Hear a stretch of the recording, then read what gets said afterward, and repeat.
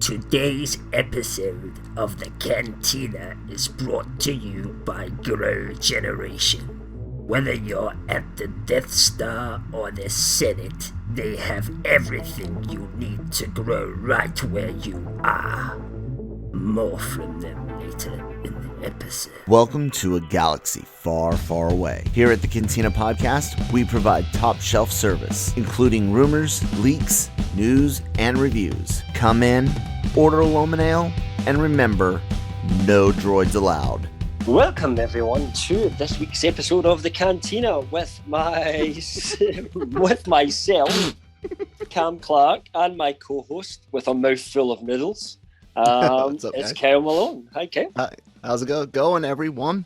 This is, of course, your one-stop shop for Star Wars on LRM. We'll be covering all the current Star Wars news that we can find, mostly the stuff that we've also been covering on LRMonline.com, so feel free to check that out. The Cantina is part of the Genreverse network, so please come on there, listen to many, many different podcasts, and Kyle will probably go over some of them in a little while. And thanks very much to our sponsors, Grow Generation. Look at that. The housekeeping, man. I didn't even have to say nothing this time. That is awesome. Oh, there you go. It's not that hard. Like you hear it enough, and especially when you say it enough, it almost becomes second nature to where if you accidentally prompt yourself, you'll start spewing it out and be, oh, wait, no, wrong time. True. What's up, man? This week there's been a little bit of Star Wars news that's definitely worth talking about. I think the first place that we should shoot to, though, is some actual Marvel information that came out today because it has a relevance to Star Wars, specifically the Book of Boba Fett. Now, everyone knows that the Book of Boba Fett premieres on December 29th. Mm-hmm. And if you follow the schedule of Hawkeye, its finale was also due to be on December 29th. And we kind of speculated previously as to whether we might get a double episode finale or some kind of double episode somewhere within Hawkeye that would allow the Book of Boba Fett to stand on its own. And that has happened. We are getting a double first episode of Hawkeye on its release date, and that means there will be a 1 week gap between the finale of Hawkeye and the beginning of the Book of Boba Fett, so it gets kind of a free market run. It doesn't get overshadowed by everyone discussing the finale of Hawkeye, which I'm sure will be discussion worthy. Yeah, absolutely. I've got it. I'm using OBS now, guys. I finally think I got it mostly figured out. So Cam's got his own screen up, and I'm sharing it via the studio thing. But I've got that's working. Yeah, the comicbook.com article that you sent and brought up the Marvel Studios tweet. Yeah, kick off the holidays with the first 2 episodes of Marvel Studios at Hawkeye official and start streaming on November 24th. Yeah, dude, you and I we're always wondering, about the streaming schedule and how they're going to seem to make sense, did it? Yeah, you like that. Want to compete, and it kind of even brings up the whole point you and I have talked about in the past about They eventually they're gonna have to give up on this. All TV comes out on Wednesday, and all movies come out on Friday. Yeah, they're gonna have too much stuff at some point. Yeah. Oh yeah. And there's going to be more crossover and more additional services and competition with HBO Max, Netflix, Amazon, all of that. Plays and Disney into Plus are producing more and more content that's not Star Wars and Marvel related as well. There's news today about really making a huge jump into the anime section, and is that going to be Wednesday? Is going to be the release date for everything, because it's it is going to end up just really, really hectic on a Wednesday. Yeah, you and I and others in podcasts and journalism and all that were bitching about the Friday stuff for a while. Like, oh my God, guys, we're so busy watching shit all weekend to discuss it on Monday. Slightly better sometimes than Friday in many ways, but still, it's the whole point of having to watch everything in one day. But what would be really bad is if Amazon and Netflix and all these others start to follow suit and say, hey, Wednesday is the streaming day, it's the new, whatever, so we're going to do that as well. I don't think they'll do that. Would cause problems. Yeah. I agree. I don't think it was wise. You're going to end up seeing some jockeying for time slots, and it's funny because it's the Star Wars podcast, but you're going to get the whole, you were supposed to destroy the TV style of broadcasting, not join them. Because I mean, look, we now have, Disney Plus is in double digits a month for the ad-free versions. You've got Netflix's $15, HBO Max $18. All of these things, they add up. We're paying, at least in the North American market. I don't know what it's like for you guys, but an average like mid-tier cable or satellite package in America, it's not hard to have those run $100 a month for a mid-tier over the air or over cable type service. Some can go up to 150 when you add on premium channel sports packages and all that. Once you start thinking about all that, it's pretty much the same here as well. So we don't have the same amount of streaming services that you have, because they're really, it's the big three, right? So we have Disney Plus, Amazon, and Netflix, and everything that goes on other than that in the States tends to appear on one of the three of them when it comes to UK. However, the company that owns HBO Max, AT&T, they've now merged with Discovery, etc. They also own the TV network Sky, which is it's like satellite TV, which is the equivalent of your biggest cable network, if you like direct TV or and they Cox cable.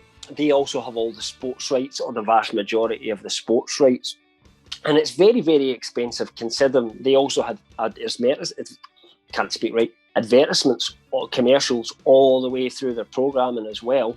So it's slightly unusual for it to do that these days. I mean, it just costs so much money to have that network as well, and you need that for some of the programs, because a lot of the HBO Max stuff is starting to come out on the Sky network now. So it's a little bit strange and a little bit expensive.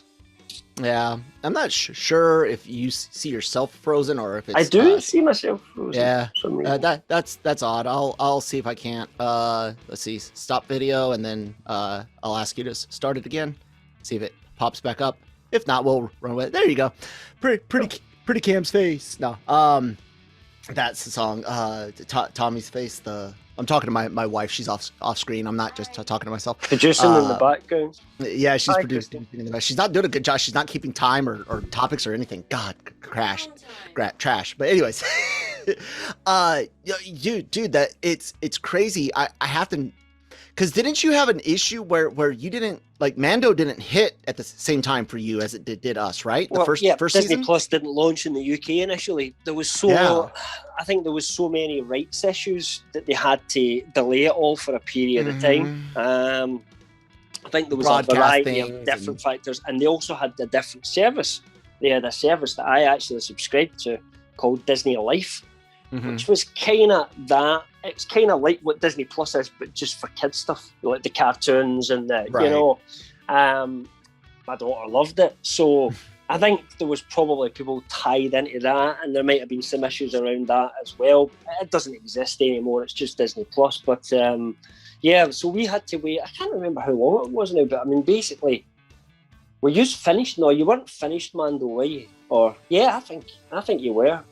Something like almost finished the first season of Mandalorian before we even got to see the first one. Maybe. Well, if I played by the rules, 2019 anyway, I never played by the rules. I subscribed to Disney Plus in America for that period of time and used a VPN so I could watch the Mandalorian. see, someone with a VPN. We got you guys. I use VPNs. I know how to do all that. It's the only time I've needed it for a while. Sponsor us. It's handy. Yeah, absolutely. It kind of brings up the question of what will happen with overlapping Star Wars itself, because when you and I looked at the 2022 release, we kind of wondered what would they be willing to like preempt, or what would they be willing to overlap, and we could clearly see they're more than willing to do double episodes, potentially even, you know, they haven't done it yet, but I could even see them doing two-part releases to avoid these things, which unfortunately I think is going to be the route they'll take for the foreseeable future, instead of adding a day. Like I wish it would be like Marvel Mondays, Star Wars Wednesdays, and movie Fridays. Like, why not do something like that? Well, one of the things I like about what Amazon are doing with Wheel of Time is they're releasing the first 3 episodes in the first day. So it's like you get a good maybe couple of hours worth of content, you know, that first initial hit, and then it goes to the weekly system after that, which is a kind of hybrid, if you like. Hawkeye obviously sounds similar, but, you know... Yeah, Disney has done maybe they should look at that. Once they've got enough of a schedule to promote that, if you like. I mean, WandaVision would have worked better that way. See if you had instead of the 2, WandaVision, it would have come together a lot better. But they needed that extra time for the show wasn't ready to be released yet, because they were still having some issues due to COVID. So we'll see what shakes loose with it. I'm hoping that everyone out there realizes, not just you and I as just human beings with busy lives, but the entertainment journalism industry. Like, everyone knows the trades, but the truth is, the overwhelming majority of people seem to get their actual Hollywood news from blog sites and YouTube and podcasts. Like, that's where they get into the nitty gritty. They might see a story from one of the big trades, like a Hollywood Reporter or something like that. And yeah, they've got absolutely huge readerships because they cover gossip and they cover personal lives and kids' pictures, and not just Hollywood Reporter. And it's not not knocking them. That's their thing. Yeah. But I think a lot of people kind of underestimate how people can consume things and where messages can get out, and putting so much on one day will affect people being able to produce things on their blog sites and on their YouTube channels, which will potentially hurt the bottom line for the streaming giants if they bog down, because you just not everyone can cover it. And if you're I mean, let me ask you this: if you have a certain source that you generally like, a YouTuber or podcast where they break down things the way you like, if they happen to not cover something, do you really go seek that information elsewhere, or do you just wait on them to talk about it next? Depends how impatient I am for the news. And I mean, maybe a bad example, because I prefer to read. So I would look out a written article before any YouTube videos. I mean, I'll watch a YouTube video, here's how to do this in a game I'm playing, because it's just the best medium for it. But I would prefer to read about something rather than watch someone talk about it most of the time. It depends on the subject. Like, for example, it's not that long since I finished reading the Wheel of Time books, and I've been kind of getting into the lore a little bit, and actually watching some of the most famous YouTubers out there doing their videos, and all they get together and they discuss all the theories, and they have people calling in, and it's quite a good experience to take that in, if you like. So there are some things I would definitely use YouTube for. Go back to answer your question, if that was the case and I was looking for something and they didn't cover it in one of my favourite ones, let's say it was for a book I'm reading and my favourite YouTuber's not covering it, it would depend on how keen I was to find out that information. So if I can wait, I'd maybe wait for my favourite YouTuber. But if I'm really keen to find that information out and I don't have a lot of time, I'm going to get it somewhere else, whoever's quickest. I'm mostly similar, but like I said, I know a lot of people, they watch, that's there. You can see the the stats yourselves, you know, on things like Social Blade and YouTube stats itself, podcast stats are available online. A lot of people get their stuff there, and I know I'm not the best social media person by any means, but I know that I too will see someone say something, and I'll seek them out for the next time that topic comes up, and if they don't cover it, I almost feel mad. Yeah. So I hope we don't get too bogged down on one day of the week. Anyways, I actually have a fun little story I'd like us to bring up next. Did you see Twitter this morning? I'm not sure, actually. I'm not sure if this is what I think it is. Hear about Disney Plus Latin America? Yes, red flag? I did see that. Yeah. Yeah. So everyone, Christine and I talked about this, and I'm not going to worry about logging in into this. So everyone will see the nice little login banner. I don't care. Let me swing this over. There you go. Of course, if you guys go here, don't harass anyone, whether it's Disney Plus Latino America at Disney Plus LA, all spelled out. Don't go harass them, and don't harass the commenters. But that being said, they did indeed send out a tweet from this official Disney Plus Latin America account, and I don't know why it's not showing up with the translate, but basically they say it's a red flag if someone says the last trilogy is the best, and you got 54,000 likes, 9,000 quote tweets, which I did go through a few, not all of them, but a lot of them are indeed in support that this is a red flag. And throughout all of these comments, of course, lots of Spanish language ones as well, but there are English ones. It was pretty brutal, man. People calling for the account to be, the person that did it to be fired. People laughing, people supporting. The Sequel Trilogy was the best trilogy. I mean, and that would be a red flag. It's an opinion. No. The thing is this trend right here that's going around Twitter, where you put a quote and then put red flags, is if someone says this, that's a red flag. So Disney Plus Latin America, they are saying that. So they're saying that someone says, yes. I get it. That's what makes it so, like, because that's okay. That's I never quite understood that when I saw it. I just thought they were saying not the best, and I thought idiots. Move on. But no, they threw shade, man.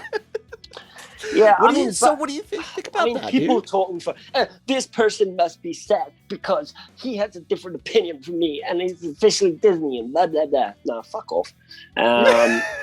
Nobody needs to get sacked for that. If that's somebody having a laugh, do you know what? They've just created some interest. And at the end of the day, all Disney has to do is check online, and they'll see that the Sequel Trilogy is not very well rated by the majority of fans. However, there are some out there, and of course, who will freak out at this, who say, I love the Sequel Trilogy. I think it's the best. In fact, the old trilogy was the worst as far as I'm concerned. People we like to call idiots. I'm not kidding. It's your opinion, even if it's wrong. Yeah. There is a group of people out there that just are so pro Sequel Trilogy. I don't get it, but maybe it's just, I don't know, it's something triggered a response in them and it's what they like. Fair enough, live and let live. The Sequel Trilogy exists and we have to live with it. But yeah, that's quite funny, and certainly you shouldn't be asking for people to get sacked. It's really just someone having a laugh, and you know what? I actually think that's quite funny. And it's been left up for a few days now, like three, going on 3 days now. It's been left up, and the reactions, like I'm looking at some of the English language reaction. Somebody says, big mistake, huge mistake. You should be checking the demographics on who is spending money on Disney Star Wars products. Okay. You guys are, I'm guessing that Don here is saying, and again, guys, no one. The Sequel Trilogy fans are the ones that are spending money. Well, I think she's saying that Spanish speaking people, because this is a Spanish speaking Twitter account. So I'm guessing. Are they saying then that Spanish people prefer support the Sequel Trilogy? A lot? That's what I'm taking from it. But regardless, okay, even if that's true, let's say there is a plurality of money being spent on Star Wars from Spanish speaking people. The amount being spent on Sequel Trilogy merchandise is still small. So you're one group in a small group, and people, of course, went in there to talk about toy sales and the lackluster toy sales, which we've talked about before, which we've talked about. But here's the key part, man. There's 54,000 likes on this tweet. There's 7 billion people in the world, motherfuckers. There's 330 million Americans. What the fuck does 54,000 likes mean? It doesn't mean shit. So like I like it because it's fun. It's good to get into. But is this indicative of a large proportion of the population's view on the sequel trilogy? No. Is it? Was other things with Star Wars that get 100,000 likes or 50,000 likes? Is that indicative of a mass of one way or the other? No, it's 54,000 people in Twitter's tiny 2 billion person bubble. There's still a lot of people that don't use Twitter. Oh yeah, exactly. And before I worked for LRM, I never touched Twitter in my life, and my wife still never has used it. Mm-hmm. I don't know whether my son uses it, but it was just not something that ever come across my radar. When I discovered it was because there's so much news actually goes through Twitter, and it's quick that you just have to. You have to have a Twitter account to be active on there. But for my job, if for example I wasn't doing this, and I really don't know if I would maintain a personal Twitter account, to be perfectly honest, if I didn't have my one for LRM, just being honest. But I think I would. There's certainly a lot of people that are my age group that don't do Twitter, and a lot of them are the people who grew up being Star Wars fans. Let's face it, because I'm at the age, I was born a year after Star Wars came out, so me and my age group, everybody was Star Wars fans because we grew up with it, and the toys that we bought as kids. Once you've got more money in as adult, it's the people of this age group, Kel's age group, that spend more money on products for Star Wars and have kept a 2 billion a year. I mean, I heard at one point it was a 2 billion a year merchandising empire before they even brought out the prequels. So that was just based on the crap that they were bringing out for those first 3 movies alone. I mean, that is severe. So I don't know. I think whenever we see something like this, depending on if it's got upvotes, if it's got downvotes, I wouldn't care. All I would have is what's my opinion on it. And if someone thinks my opinion is wrong and argued against me and presented me a reasonable enough argument that would make me change my mind, maybe I would, but that's not how social media works. You're just told you're wrong and dismissed and downvoted, and that's become a thing now. So if you say what goes against the crowd, you get a downvote. If you say something which the crowd seems to be on a wave, you get an upvote. And what I've even seen on this, what's on Reddit, what's on Twitter as well, I've seen things where you're not particularly saying anything controversial, but if you're catching the wrong wave and disagree with someone at the wrong time, you can start off getting a series of downvotes, and then it takes maybe somebody else to come along and say, actually, this guy's right, and then you see a wave of upvotes starting to carry it back up again. And I just don't think we should take any true meaning from that.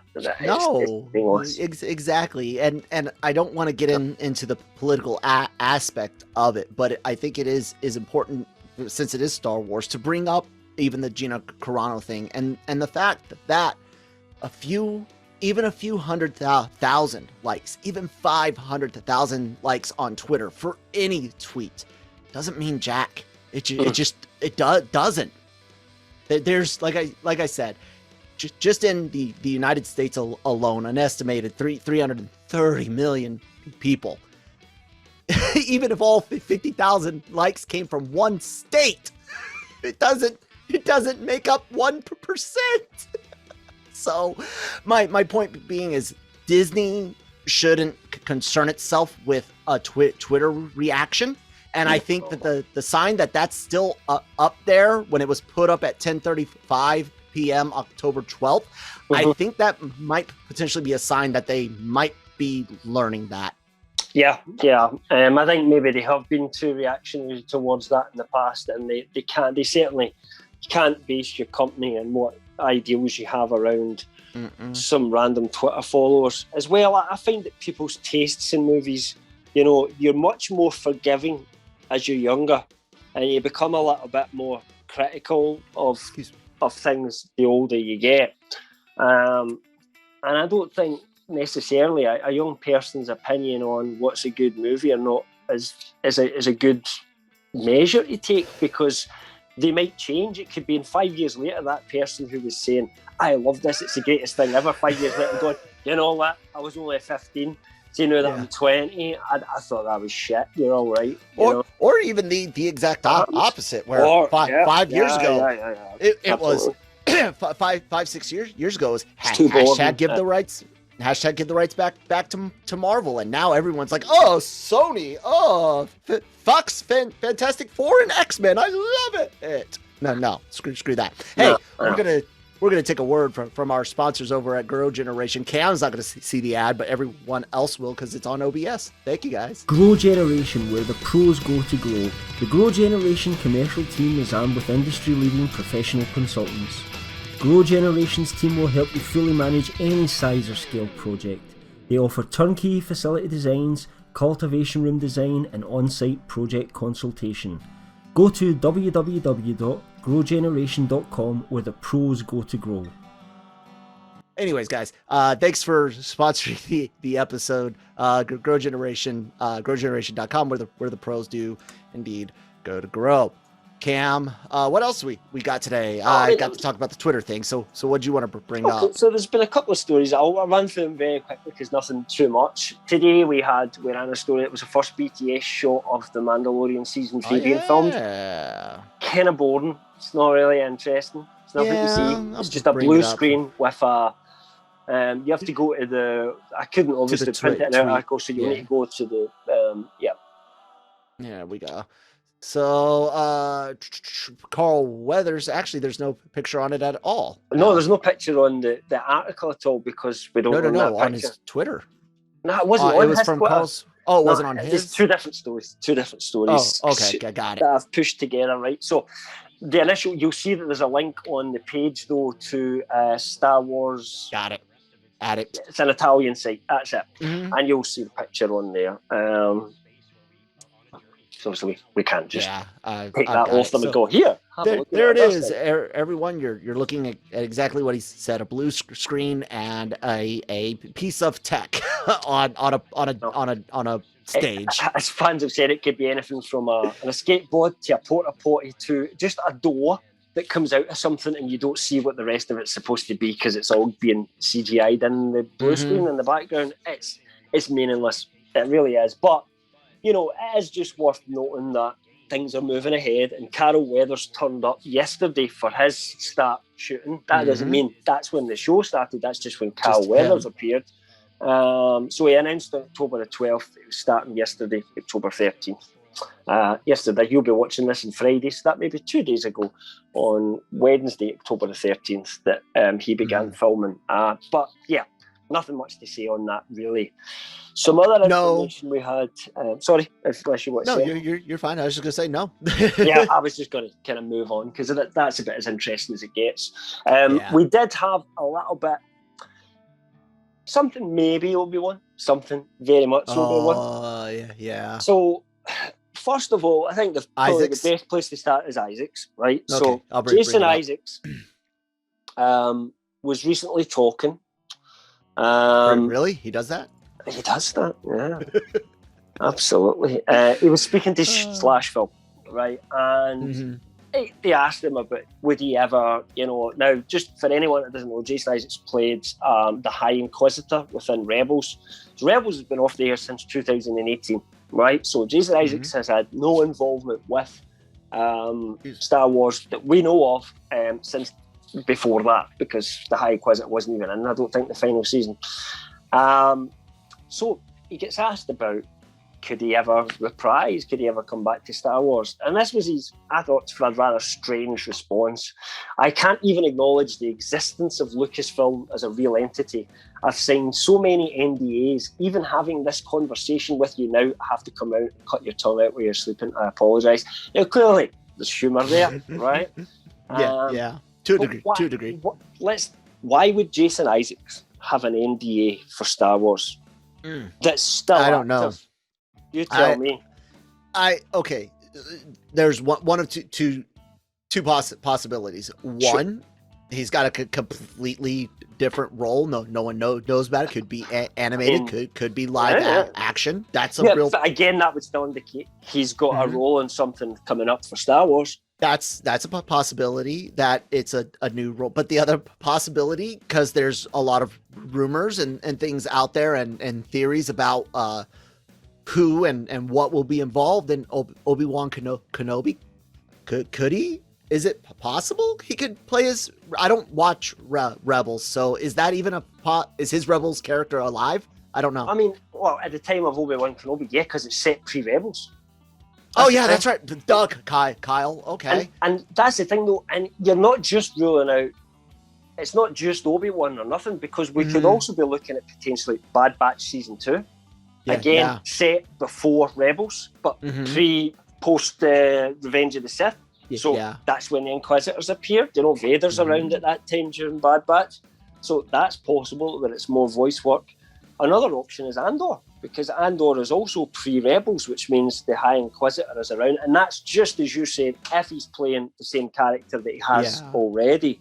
Given that it was animated, there really isn't a reason why Isaacs couldn't play a different role completely if they wanted them to. I mean, it wouldn't be particularly recognisable.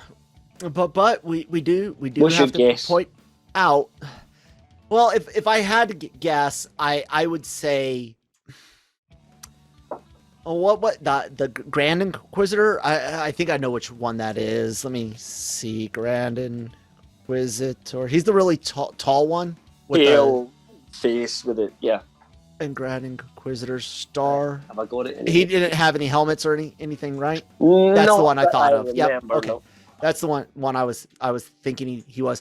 So, unlike some of the other live action characters that their voice actors haven't carried over, it's been usually either an age, aesthetics, or potentially even a scheduling thing. He could easily play that. I if I were a betting person, which I am, but not for movies on hockey, I would definitely put 10 on him being the Grand Inquisitor. How big of a role? And I don't know. One, no. Obi-Wan, Bad Batch, or Andor.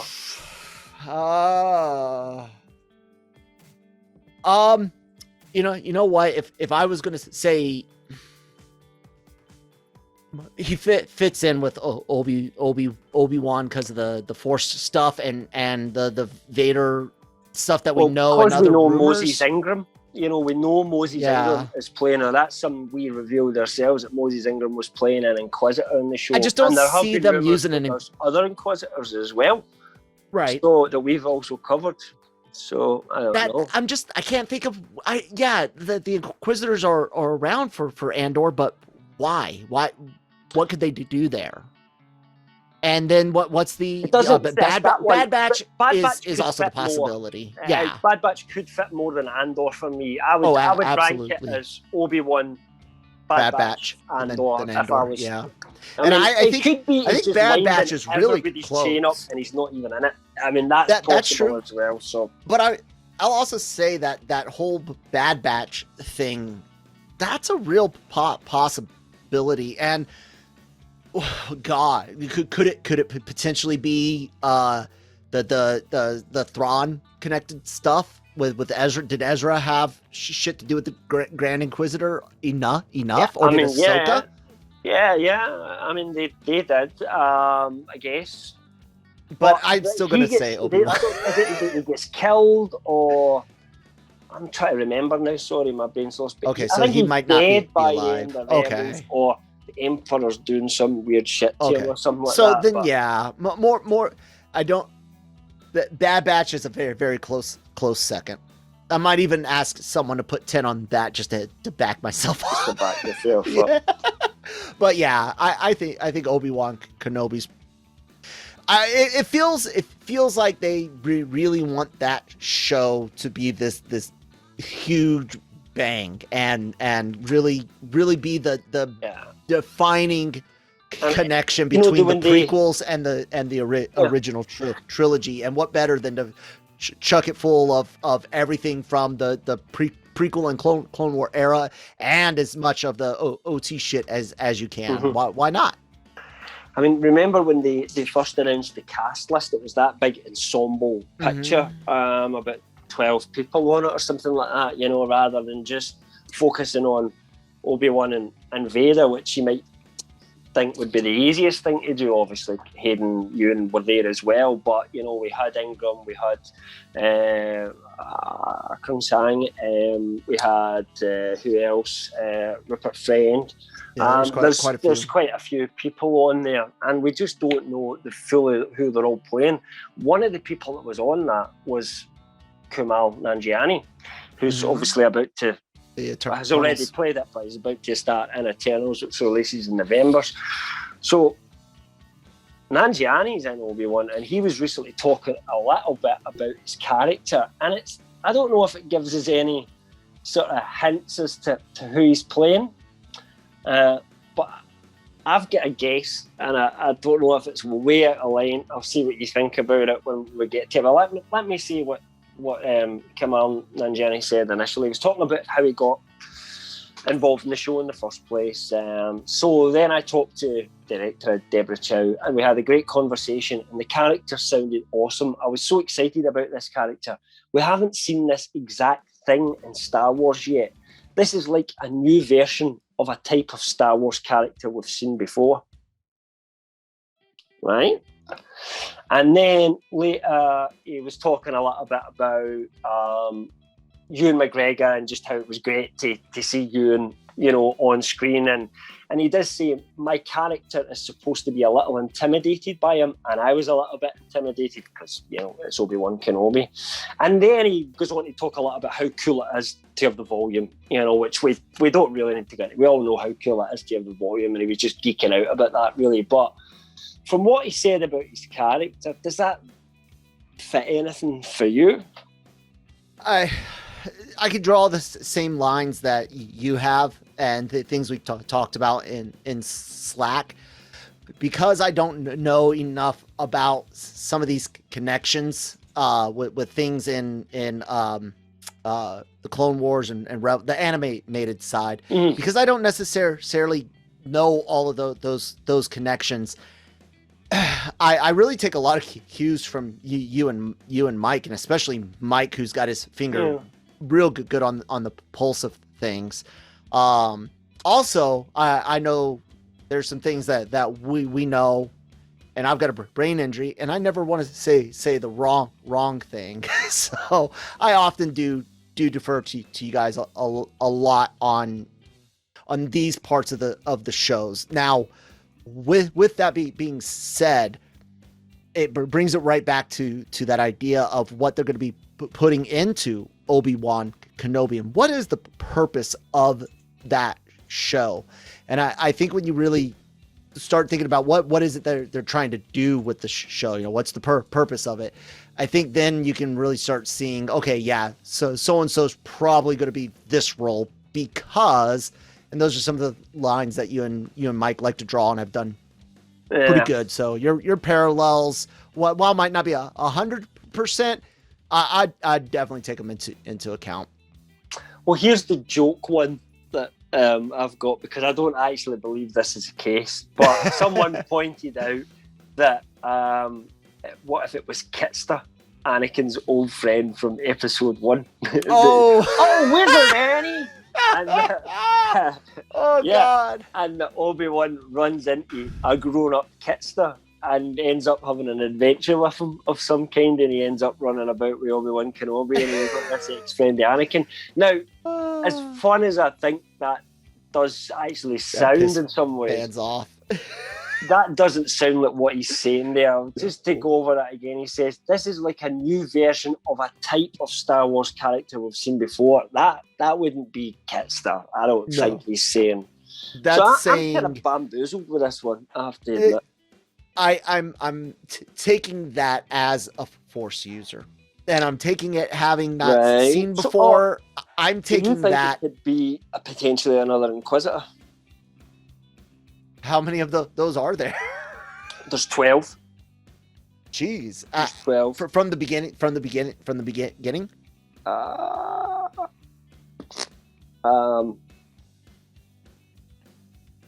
don't know. I don't know for sure. Maybe. I think that is from the first time we meet them in Rebels anyway.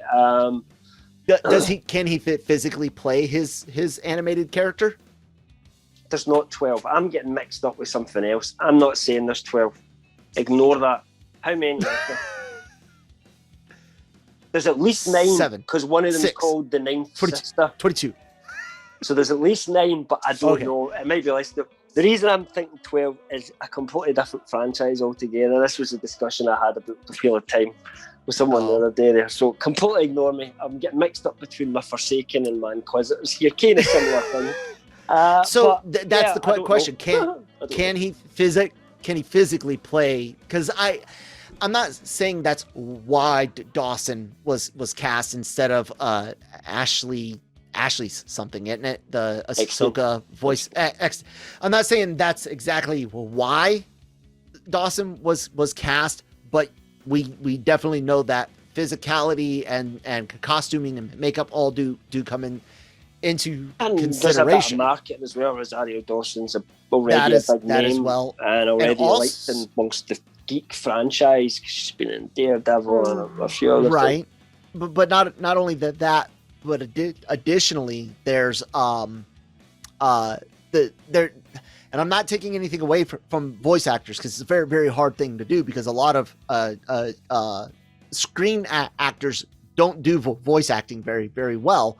Yeah. And sometimes voice actors don't translate over to live action very well. So it's both. So there could be that. But he himself, we know, of course, Eternals, as well as a slew of other films.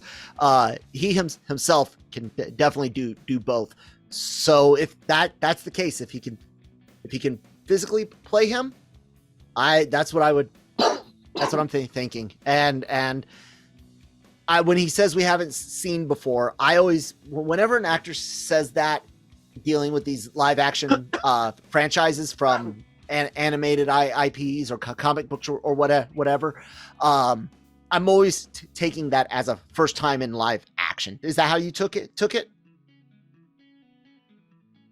Because I just don't see them somewhere. Basically, saying a new version of a type of character we've seen before. Right. So if we've seen it before, it's either in live action or it's in animated, and you wouldn't think it would be live action, or else how would it be different from what we've seen before? Mm-hmm. Yeah, I'm following you there. Yeah, I can see where you're coming with that one. Yeah. So it's kind of like just like I said, I could take. But it could be another character. It could be non-Inquisitor that's just coming from the.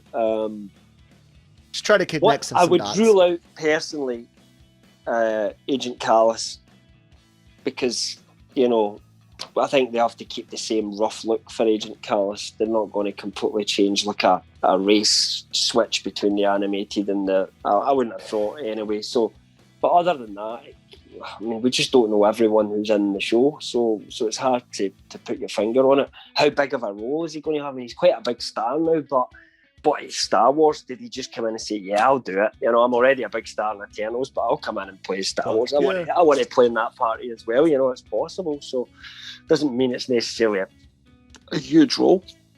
No, but it could be. We'll find out soon enough as Obi-Wan Kenobi is rumored to be hitting in May of 22, right? Rumored to hit in May. That's from we Jordan covered that Nathan. Yeah, last week. we'll cover that last week. Yeah. Yeah. We're not saying whether it is or not, but we kind of think it makes sense. If that means anything to you, but probably dude has been on point, man. I'm not gonna. Yeah, I'm not gonna. I've got no reason to disagree. No.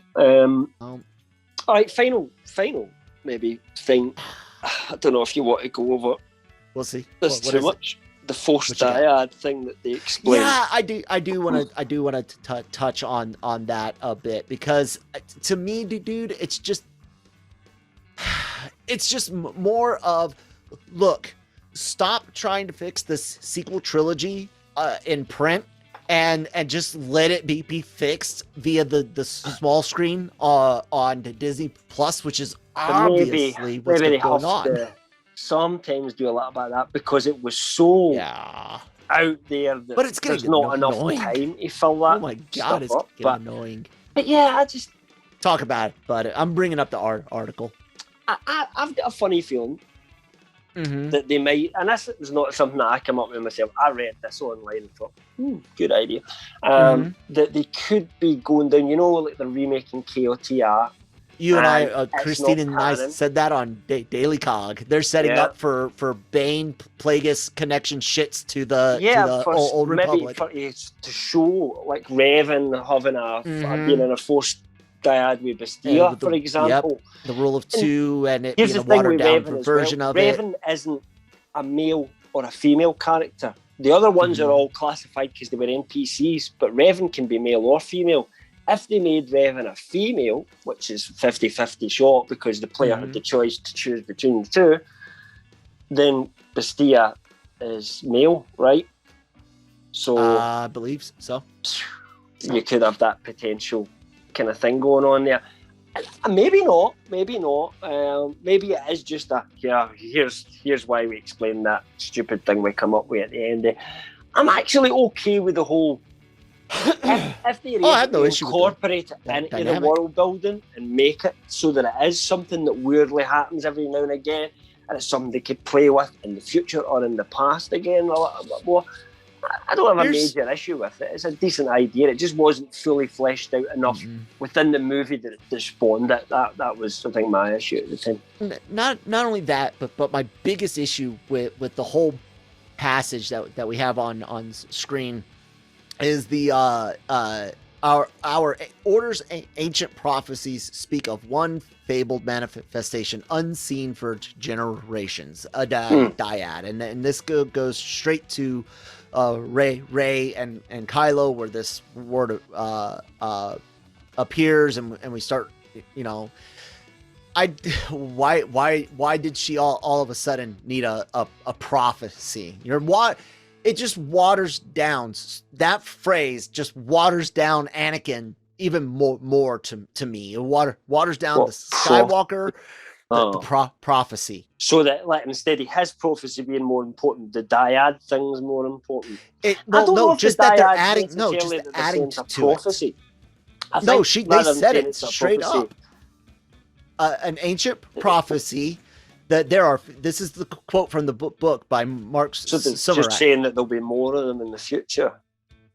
One fabled manifestation unseen for generations. Yes, it is.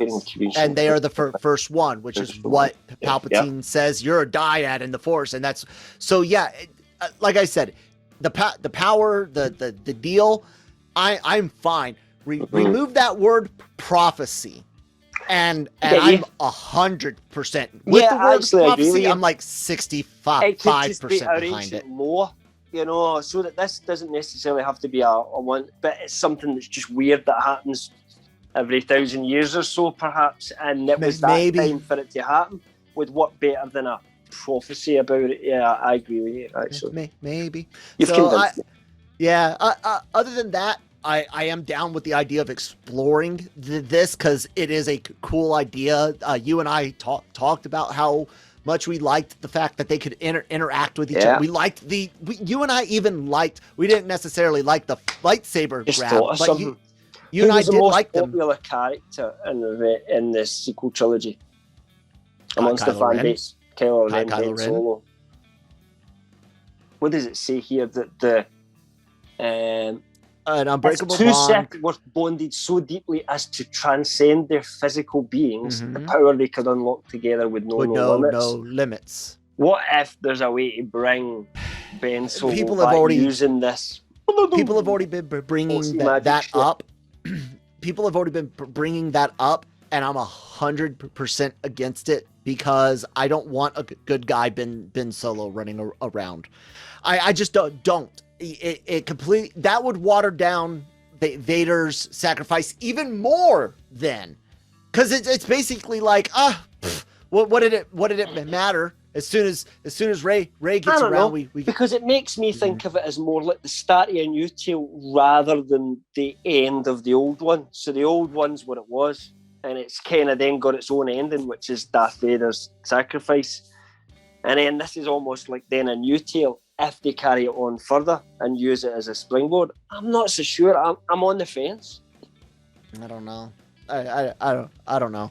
I had always liked the idea of either a switcheroo where she went to dark and he was redeemed. I like that as well. Yeah. Oh, always like that. Or I liked where it looked like Johnson was taking this one aspect. No, nobody unsubscribed yet. Just this one aspect. It looked like Johnson was going to allow Kylo to go be the big bad. I think he was. I think that was his intention. And I was equally down with that. The one thing I didn't want was a full redemption arc, which we ended up getting. And it's like, if they're going to do that, they better kill him, which they did. Because it's kind of the only way you can exactly. It's the only way you can make up for something as bad as what both Vader and Ben did, which is killing millions of people or standing by and watching while billions of people are blowing up planets. Let's just use that for an example. Then the only way to kind of redeem oneself is the ultimate sacrifice, isn't it? Which is to give your life. It's kind of nothing else really is powerful enough at that point. So, yeah, to bring it back, it's almost as bad as like Hayden Christensen turning up. Hi, it's me, Anakin. I've come back to you now at the turn of the tide. And he's like Gandalf the White, you know what I mean? Yeah. Would probably be like really shit, and we'd all roll our eyes at that. So yeah, maybe it is better. Yeah, if I wanted to see Ben Solo again, I think something will look in a younger Ben off the set or something would probably be better. Leave him dead. Yeah. Call it the fall of call it the fucking fall of Skywalker. I don't give a shit. The fall of Solo. Sorry. Or just call it the rise of Ren or the right. I don't care. Like, I would watch, especially live action. Is iffy for you and I. We've kind of hinted we would prefer Luke and animated. This is the thing. You could probably de-age him a little bit, and you could get away with Luke, but you couldn't do it with Adam Driver, could you? Not really. So animated would be cool. Get the voicings. Yeah, exactly.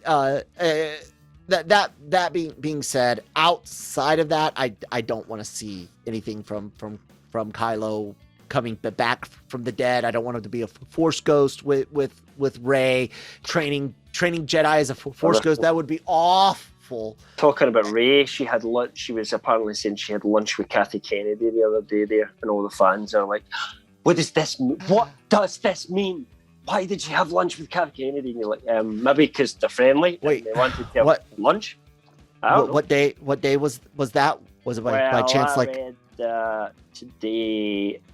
When they had lunch the other day, I think she mentioned. So who knows? It would probably a week ago, maybe. I was going to say if it's somehow connected to the number 3, or I could divide it by 3, or somehow get to 3. Hashtag Half-Life 3 confirmed. That's an old joke. Yeah, possible. Yeah, I don't think it means anything unless we find out. There's a rumor that it means something, which I've not really heard. Nothing tangible. I've heard somebody will say, "Yeah, I think they could be doing this or doing that," and I'm like, "Really? No, I'll wait. I'll wait to hear something a little bit more before I jump the gun on that one." I think for me. Yeah, I think that's a good position to hold on that. People actually can. It's not It's not as common as they want us to believe, but it's not as rare as we think. But people in Hollywood can be friends, make friendships, and potentially be entering into other ventures together, not related to a existing project. She could be talking to Daisy for something completely unrelated to Star Wars. Although then again, unrelated to Rey. If we had to go back now, you kind of wish they were able to do something with Mark Hamill post Return of the Jedi when he was young enough to do it. Daisy Ridley is young enough to do that. A lot of fans want to see Finn become a Jedi because they teased that at the end. I think they teased it too late in the movie.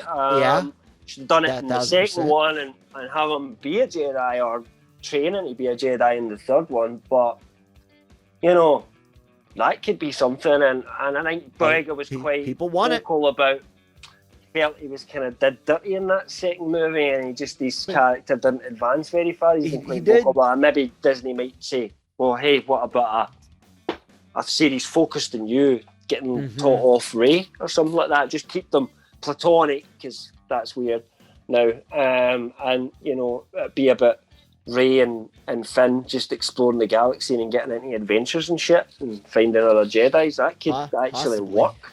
I know people would want that, and you could almost take Kevin J. Anderson's Jedi Academy trilogy, which had Luke going on a search for students to set up on the Yavin 4 Masasasi temples. For that, they actually went and set their academy up in Yavin 4 and started following the EU. I could see them, dude. They've already been they harvested Jason right out of the EU for Ben, in everything but name, and she obviously has certain qualities of both Jaina and Mara Jade even, and they do what they do, but I could actually see that one. And now that is actually a story with sequel characters I wouldn't mind at all. If done well, I could definitely follow the Jedi Academy series with movies with Rey Jedi up again, you know, with Rey running it in a new way and everything like that. Kind of like we all thought Luke would do. But we can't have that anymore. So maybe have Rey take that role. Maybe. I would, if it's done better than what we got with the huge fan of Rey. I liked Rey in The Force Awakens. Wasn't a huge fan of her in the next two because I felt like everyone just there wasn't enough character development for me in her. But there was issues. But I don't dislike her. I would, you know, like to see her going forward, and I'd like to see. I like John Boyega, so I'd like to see Finn do anything other than walk about shouting Rey really loudly into the camera. Rey! Yeah. Rey! Yeah. We've had discussions on whether or not China's market, and the fact that Disney was so upset because Star Wars has never been big in Asia, period. Let alone the Chinese market. And I honestly think Disney did. I'm not saying they always will. They obviously haven't. They've had other Marvel films and whatnot banned or not released in China because there's a limit and laws. But I honestly think it's a real potential that they sideline Finn to hopefully, and I often wonder if they had potentially planned on doing more with him after the new trilogy got started, if they got that market hooked, you know, but what a shitty game to play. I hope that's not the case. I hope not. But here's the bad thing, Cam. Like, college degrees don't mean shit. I only bring my business degree up because of when it's in context. You see it in you when you start looking, especially through like business law, and you start seeing where people were cutting certain legal corners and where they start getting caught. But man, if I can see a big business doing that, and I'm a good guy, Disney obviously has not good people. Well, I'm a good okay, I'm a half decent person. I'm an asshole, but I'm a half decent human being, as decent as humans can be. But you and I both know that's not the case for a big corporation who has, instead of one data set mind like me, right? They've got 10 people that only care about numbers. So yeah, man. Well, we'll see. I see. It would actually just, they have to, if they were ever going to do it, I think the focus has to be on Finn, because that's where the character journey is. Rey's character 100%. Journey is kind of done. She's more. It's like when you talk about characters, Rey's already. Her character's developed. She's competent. You know, she can do anything at this point. She's the master.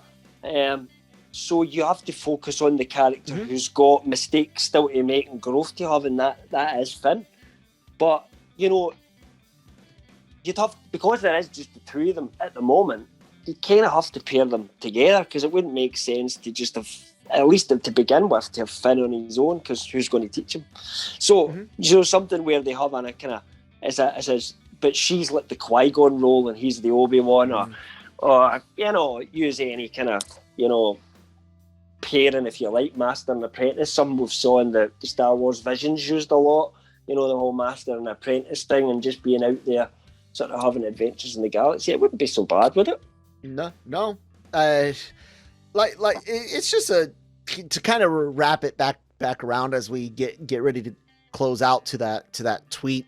You know, I said this on the Daily Cup of Genre yesterday, as if anyone's listening to this on Friday, that the overwhelming majority of people are not lovers or outright lovers or outright haters of the sequel trilogy. They're often people like you and I who are like, yes, overall, we do not prefer it, but this was good. This was decent. They could carry this on. I would follow these characters.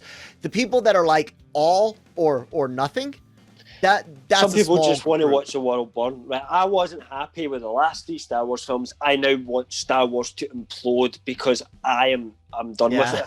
You know, think how we felt when the prequels came out. You know, and you can't be like that, because what Mandalorian proved is that there's still gold there if you have the right people to mine it. Absolutely. And I guess with that, we'll go ahead and stop mining for time and topics and we'll wrap it up, guys. Please do check out I almost ran that off the screen. LRMonline.com and Genreverse.com every day for all you guys' entertainment news, needs, and opinions. Genreverse.com does currently go right over to LRMonline.com, but it's got its own URL, and we're getting our landing pages built and all of that. Lots of great stories, everything from the Witcher and horror movies. George Clooney directed an episode of Moon Knight. What the rumor? That's crazy. We cover everything, and of course we have a lot of great podcasts, as Cam mentioned earlier. The Daily Cup of Genre, the Cantina you guys are watching, listening, Breaking Geek Radio, the podcast, Marvel Multiverse Mayhem, Animeversal reviews. Guys, look, I'm just scrolling. There's hundreds and hundreds of hours of stuff there, and if that's not even enough for you, check out the YouTube channel, because interviews out the ass all over the place there. And now that I slowed down, I'm starting to mess up my speaking. We got a lot of celebrity interviews there. Red carpets, blue carpets, white carpets, whatever carpets they got going on out there. Gigs usually at one of them. Nancy's still doing Spanish exclusive interviews. Manny's done a few of those as well, and Manny's talking to like everybody under the sun, including goddamn Jamie Lee fucking Curtis for Halloween Kills in a round table discussion. All of that on our YouTube channel. So yeah, guys, please check it out. Leave some comments, reviews some stuff. Outlets and industry insiders love it when we have certain amounts of ratings on things like Apple podcasts and others. So yeah, help us help you guys. I'm good, Cam. You got anything you wanted to say? No, I think you've covered everything, and our details are at the bottom of it, so we're good. Cool, guys. Thank you so much for listening, and thank you to the band, My Day at the Races, for continuing to let us use their music. Check them out. They got a link to their Bandcamp page down below. And until next week, may the Force be with you.